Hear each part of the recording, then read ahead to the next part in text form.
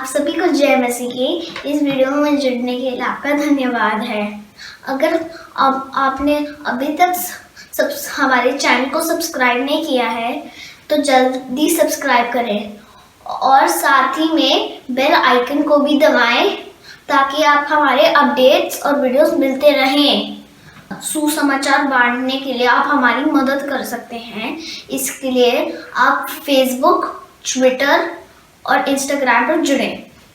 आशा है आज का संदेश आपको आशीष देगा। मसीह की कलीसिया, मैं Neha Bakshi the well diggers ministry की तरफ से आज मैं आपके सामने एक वचन लाई हूँ, बुरे विचारों से मुक्ति कैसे पाएं।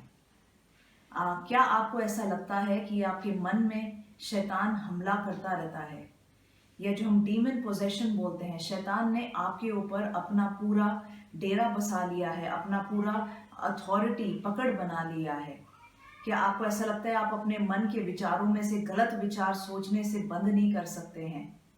क्या आप ऐसा कहते हैं कि मैंने जो भी बाइबल पढ़ना था, चर्च जाना था, आराधना करनी थी, प्रार्थना करना था, जो भी मेरे पास्टर ने कहा मैंने वो भी कर लिया, फिर भी मुझे शैतान से मुक्ति नहीं मिल रही है? तो आज का वचन आपके लिए है कि शैतान कैसे काम करने लगता है। हम एक वचन को देखेंगे, यसाया उसका 59। वे सांपिन के अंडे सेते और मकड़ी के जाले बनाते हैं। जो कोई उनके अंडे खाता वह मर जाता, और जब कोई एक को फोड़ता तब उसमें से सपेला निकलता। वचन ऐसा कहता है कि अंडे में से सपोला निकलता है। ये अंडे क्या हैं? अंडे वो चीजें हैं जो शैतान हमारे मन में बोता है। वो इन चीजों को कैसे बोता है? हमारे सोच के द्वारा। हम क्या देखते हैं, हम टीवी पे क्या देखते हैं, फोन पे क्या देखते हैं, हम क्या सुनते हैं, इन सब चीजों के द्वारा वो हमारे मन में अंडे बोता है। हम किसके साथ उठते बैठते हैं, हम कैसे सपने देखते हैं, उन सब चीजों के द्वारा शैतान अंडे हमारे सिर में भर देता है। और वो अंडों को अगर हमने गर्म किया, उसमें से सपोला निकलता है। मतलब शैतान का जो प्रभाव है, जो पकड़ है, हमारे ऊपर बढ़ जाता है। दाऊद कैसे पाप में पड़ा, उसके ऊपर श्राप कैसे आया, ये सब शुरू कहाँ से हुआ? वो अपनी छत पे ठहर रहा था, उसको बगल में बत्शेबा नहाते हुए दिखी। जो शैतान है उसने अपना अंडा उसके सिर में बो दिया। अब एक बात अगर देखा जाए, दाऊद की पूरी सेना लड़ाई पे गई हुई थी, मगर दाऊद अपने छत पे टहल रहा था। कई बार हम अपने आप को भी ऐसी सिचुएशन में डाल देते हैं कि परमेश्वर ने हमको जिस मिशन के लिए, जिस काम के लिए बुलाया है, उसमें से अपना ध्यान भटकाते हुए हम एंटरटेनमेंट पे, हम सैर करने पे, मजे करने में लग जाते हैं। और ऐसे समय पे शैतान क्या करता है? हमारे सिर के अंदर अंडे बो देता है। ठीक है, अंडे बो दिए। जो दाऊद था उस चीज को वहीं खत्म कर सकता था, मगर उसने उस अंडों को गर्म किया। आगे उसने बत्शेबा के साथ व्यभिचार किया। उसके बाद बत्शेबा के पति को मरवाया। तो एक अंडे ने कैसे काम अपना शुरू किया, ये हम देख सकते हैं। एक एंटरटेनमेंट, एक गलत नजर किसी चीज पे जाना कैसे इन चीजों को पैदा करती है। हम मत्ती 5 का 28 पढ़ेंगे। परंतु मैं तुमसे ये कहता हूं कि जो कोई किसी स्त्री पर कुदृष्टि डाले, वह अपने मन में उससे व्यभिचार कर चुका। क्या आपके साथ कभी कभी ऐसा होता है, किसी आदमी या किसी औरत को देखा और आपके मन में तब से होने लग जाता है ये तो मेरी औरत है, ये तो मेरा आदमी है, और उसके बाद अपने मन में ऐसे विचार को हम बनाने लगते हैं। बाइबल ऐसा कहता है, अगर आपने कुदृष्टि, बुरी नजर से देख लिया, आपने व्यभिचार कर लिया। कैसे इस शैतान कैसे पकड़ बना रहा है? गलत सोच से।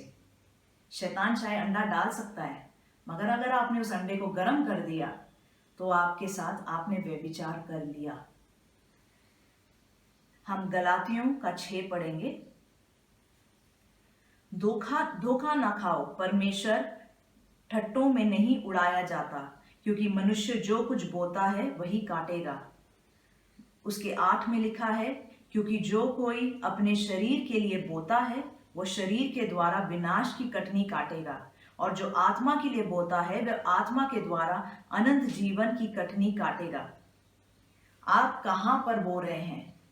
क्या आप स्पिरिचुअली बो रहे हैं? क्या आप अपने मन को परमेश्वर के वचन के साथ, प्रार्थना के साथ, परमेश्वर के साथ रिलेशनशिप में बो रहे हैं, कि आप अपने शरीर में बो रहे हैं? क्या आप फोन देखते रहते हैं, टीवी देखते रहते हैं? मैं ये नहीं बोल रही ये सब नहीं देखना, मगर आप कितना अपने शरीर को खिला रहे हैं, क्योंकि उसी में से कटनी कटेगी, उसी में से आगे आपका जो शरीर है, आपका जो आत्मा है, उसी में आगे बढ़ता जाएगा। मैं दो ऐसे दुष्ट आत्माएं जो हमारे ऊपर काम करती हैं, जो शैतान जिस तरीके से पकड़ बनाता है, उसके बारे में बात करने वाली हूँ। एक है मेड्यूसा। मेड्यूसा जो है वो एक यूनानी कथाओं में एक ऐसी दुष्ट आत्मा या एक औरत की बात है जो जिसके सिर पे जो बाल की जगह सांप थे, बड़े सारे सांप उसके सिर पे थे। और ये कहानी ऐसे जाती है कि अगर कोई किसी ने इस दुष्ट आत्मा की या इस औरत की आंखों में देख लिया तो वो आदमी पत्थर बन जाता है। इस औरत को खत्म करने का एक ही तरीका है कि आप उसकी आंखों में ना देखें और उसका सिर काट दें। ये जो आत्मा है ये सम्मोहन की आत्मा है इसके ऊपर। ये पूरी कहानी क्या आपको इस दुष्ट आत्मा के बारे में कैसे काम करती है नहीं बताता है।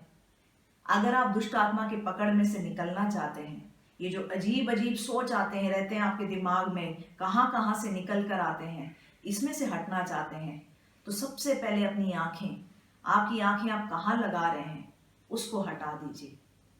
आप इस दुष्ट आत्मा जो आपको दिखाती है वो नहीं देखना है, और इस शैतान को, इसको गर्दन से काटना है, इसको खत्म करना है यीशु मसीह के नाम से। एक दूसरी दुष्ट आत्मा है जो कि है जेजेबेल की आत्मा। ये सब आत्माओं मैं आपको बस थोड़ा थोड़ा बता रही हूँ क्योंकि इतना समय नहीं है, मगर इन सब के बारे में हम डिटेल में इसमें जाते हैं, प्रार्थना करते हैं। हमारा एक बॉन्डेज ब्रेकर का कोर्स है तो उसमें हम डिटेल में जाते हैं, मगर आज के वचन के लिए मैं इतना ही कवर कर पाऊंगी। जो दूसरा है जेजेबेल की आत्मा है। ये जो जेजेबेल की आत्मा, उसके बाद में आप पहला राजा और प्रकाशित वाक्य में पढ़ पाएंगे। ये जो जेजेबेल थी वो एक रानी थी। वो अपनी सुंदरता या अपने लुक्स के द्वारा चीज़ों को कंट्रोल करती थी। ये जो जेजेबेल की आत्मा है ये एक कंट्रोल की आत्मा है, लोगों को चलाने की आत्मा। कैसे चलाते हैं? या तो एग्रेशन से या तो मैनिपुलेशन से। अग्रेशन से मतलब लोगों को डरा के रख के, लोगों के ऊपर थोड़ा रौब जमा के, या मैनिपुलेशन, लोगों के साथ हेर फेर गेम करके। अगर आप अपने परिवार में, किसी परिवार में, अपने काम के जगह में, अपने चर्च में, कहीं पर भी ऐसे किसी की जिंदगी चला रहे हैं, चाहे हेर फेर से हो चाहे अग्रेशन से हो, अगर आप ऐसा कर रहे हैं तो ये जेजेबेल की आत्मा कनेक्ट हो जाती है, और ये एक व्यभिचार की आत्मा भी है। प्रकाशित वाक्य में लिखा है जो कोई ये जेजेबेल की आत्मा के साथ है, बाइबल में लिखा है मैं उसको एक बीमारी के बिस्तर पे डाल दूंगा। क्या ऐसी कोई बीमारियां हैं जो आपको समझ नहीं आ रही है, बार बार क्यों बीमार पड़ रही है, बार बार बीमारियां कहाँ से आ रही हैं, या बहुत देर से बीमार पड़ रहे हैं? थोड़ा सा अपने जीवन को परख के देखिए, परमेश्वर से पूछ के देखिए, क्या मैं ऐसे किसी की जिंदगी चला रहा हूँ या चला रही हूँ जिसकी जिंदगी नहीं चलानी चाहिए। ये जो जेजेबेल की आत्मा है शादियों को खराब कर देती है। हमें लगता है हम किसी को चला के अपने साथ रख लेंगे, मगर गलत रीति से किसी को चलाना, उससे शादी नहीं बनी रहती, उससे चर्च में पोजीशन नहीं बना रहता, शायद बना रहता हो, मगर ये जेजेबेल की आत्मा काम करने लगती है और वो साथ में ये सब बाकी की चीज़ें ले आती है। ये जेजेबेल की आत्मा अलग अलग प्रकार की दुष्ट आत्मा को भी साथ में ले आती है, जिससे हमारी जिंदगी तहस नहस हो सकती है। प्रार्थना कीजिए, पूछिए परमेश्वर से, परमेश्वर क्या ये चीज़ें मेरे अंदर काम कर रही हैं, क्या ऐसा कुछ हो रहा है? पवित्र आत्मा आपको बताएगा। एक और तरीका, एक और बात जो आपको जाननी है अगर आप इन चीज़ों में से निकलना चाहते हैं, वो है पश्चाताप, रिपेंटेंस। असली पश्चाताप क्या है? कई बार हम सोचते हैं कि हम बाहर से कुछ करने लग जाएं, वो पश्चाताप है। कि अगर मैं पहले क्या बोलते हैं, सिगरेट पीता था, अब मैंने बंद कर दिया, अभी मैं एटलीस्ट लोगों के सामने या मुझे ऊपरी तरीके से मैं कोई पाप नहीं कर रहा। मगर पश्चाताप क्या है? पश्चाताप हमारे दिल के अंदर से, हमारा दिल बदल जाता है, हमारा मन बदल जाता है।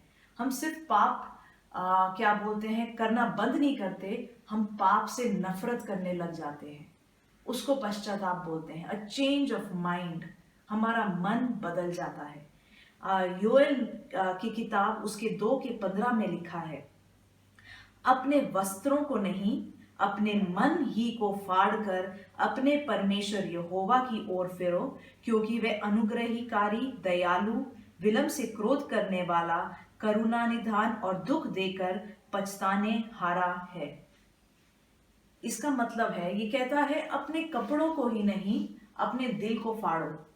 पहले जब लोग किसी बात के बारे में शौक दिखाना चाहते थे या ह्यूमिलिटी दिखाना चाहते थे, तो वो अपने कपड़ों को फाड़ कर रोते थे या अपना जो ह्यूमिलिटी है वो दिखाते थे। मगर वचन में ऐसा कहता है, अपने कपड़ों को नहीं अपने दिलों को फाड़ो। मतलब सिर्फ ऊपर से सबको दिखाने के लिए या दिखाने के लिए आप पश्चाताप ना करो, अपने दिल को अंदर से बदलिए। कई बार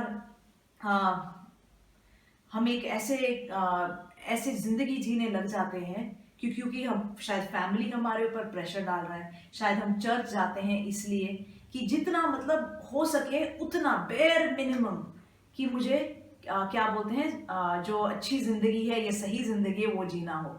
बेयर मिनिमम, वो कम से कम कि मैं चीजों को कितना पुश कर सकता हूं कि जब तक वो एक पाप ना बन जाए या जिसके वजह से मैं नरक ना चला जाऊं।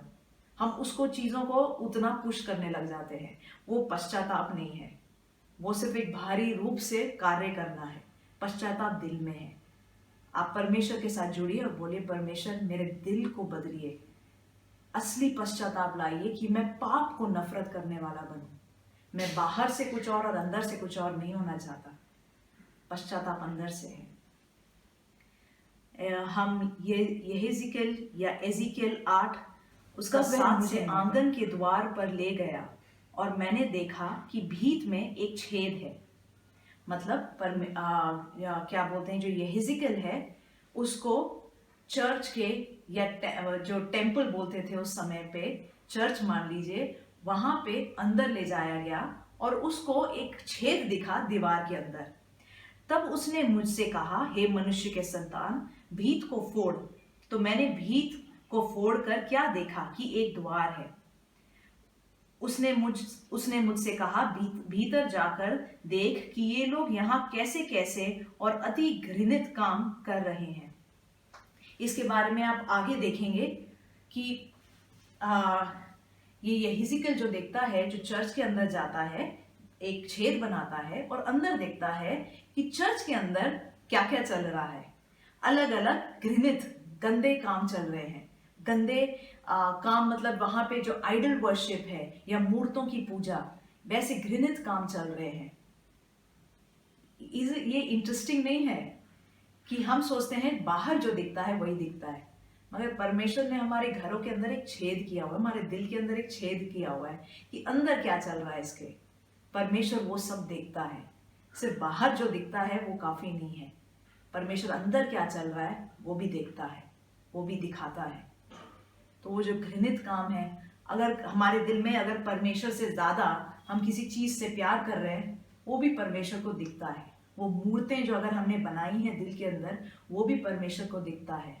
ये भी शायद एक रीजन होगा अभी तक आपको अपना डिलीवरेंस क्यों नहीं मिला है। दिल के अंदर क्या चल रहा है। जो दुख की बात है, ये जो चीजें हैं जो हम कहते हैं, ये जो व्यभिचार की आत्मा है या जो सोच है, ये जो गलत सोच लाती है, ये हम तक सीमित नहीं है। ये हमारे पे, हम सोचते हैं हमने पाप किया, किसी ने क्या देख लिया, या हम कुछ देख रहे हैं किसी ने क्या देख लिया, ये आगे क्या करेगा, ये मैं किसी को किसी तरीके का नुकसान नहीं पहुंचा रहा या पहुंचा रही। मगर बाइबल कहता है ये जेनरेशनल कर्सेस को उत्पन्न कर सकता है, पीढ़ी पीढ़ी के श्रापों को उत्पन्न कर सकता है। मैं आपको बताती हूँ कैसे। मुझे ये जो आपने सॉडम और गमोरा का आपने कहानी सुनी होगी। सॉडम और गमोरा में इतना पाप बढ़ गया था कि जब 2 स्वर्गदूत आए, वहां के जो शहर के लोग थे वो गैंग रेप करने को तैयार थे। आज के दिन में अगर मैं आपको ये सब बातें बता रही हूं, ये कोई एक्सट्रीम बात नहीं है। ये आपके लिए एक नॉर्मल, आजकल के लिए एक नॉर्मल बात हो गई है। वो स्वर्गदूतों का गैंगरेप करने को तैयार थे। परमेश्वर इतने गुस्से में था सोडोम और गमोरा से, परमेश्वर उस जो पूरे शहर को नाश करने को तैयार था।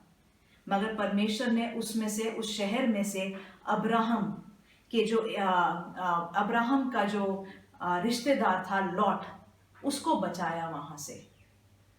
परमेश्वर ने स्वर्गदूतों को बोला कि वहां से उनको निकाल। स्वर्गदूत लॉट को वहां से निकालने के लिए गए और उसके परिवार को निकालने के लिए गए। स्वर्गदूतों ने उनको बोला, पीछे मुड़ के मत देखना।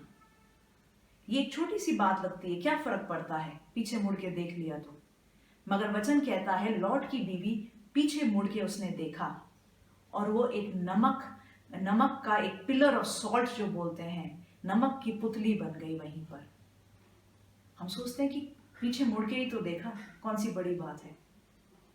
मगर इस बात को समझिए, ऐसे शहर में रहना जहां पे ये सब पाप चल रहा है, इस चीज को जब उसने पीछे मुड़ के देखा, उस चीज को दिखाता है कि उसका दिल कहां पर है, उसका मन कहां पर है।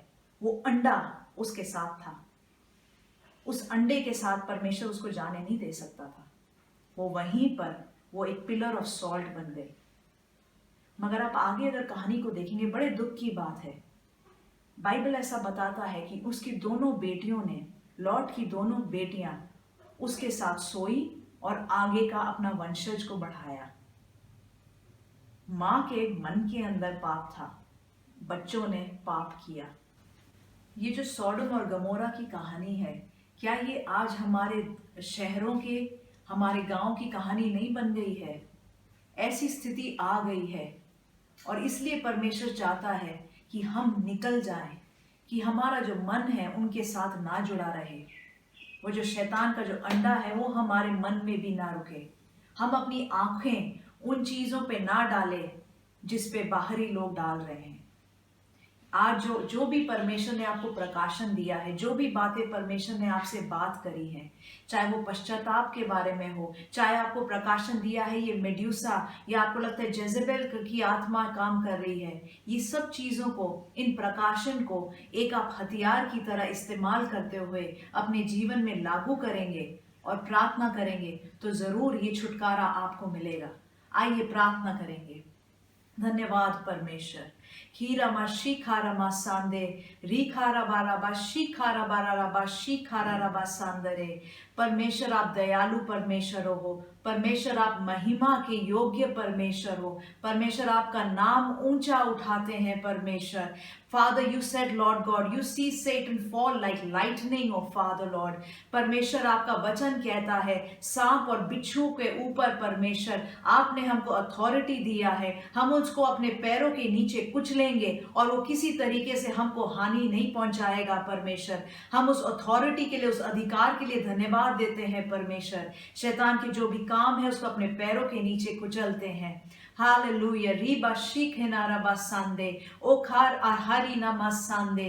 परमेश्वर आपके लोगों के दिलों के अंदर से काम कर परमेश्वर, क्योंकि ये जो कार्य है ये दिल से शुरू होता है परमेश्वर। परमेश्वर आपके लोगों के दिलों के अंदर से कार्य कर परमेश्वर। पवित्र आत्मा आपके लोगों में कार्य कर। होली स्पिरिट आपका स्वागत है। Holy spirit you are welcome here. पवित्र आत्मा आपके लोगों में कार्य कीजिए। होली स्पिरिट आपके लोगों में काम कीजिए। परमेश्वर आपका वचन ऐसा कहता है, in Christ you are a new creation. Yeshu Masih में आप एक नई सृष्टि हैं। जो पुराना है वो चला गया है, वो बीत गया है और आप एक नई सृष्टि हैं। आपका मन नया बना दिया गया है, आपका दिल नया बना दिया गया है। जैसे दाऊद ने भजन संहिता में प्रार्थना किया था, मेरे अंदर एक नई आत्मा, एक नया दिल डाल परमेश्वर। वही प्रार्थना हम आज करेंगे। परमेश्वर हमारे अंदर एक नई आत्मा और एक नया दिल डाल परमेश्वर। और नहीं परमेश्वर, और किसी के हाथ के ऊपर और किसी की प्रार्थना के ऊपर या और किसी गलत तरीकों से मैं अपने डिलीवरेंस के लिए नहीं वेट करने वाले परमेश्वर। मगर ये प्रार्थना कीजिए जो आपका वचन कहता है, मैं उस तरीके से पूरे दिल से आपके पीछे जाने को तैयार हूं।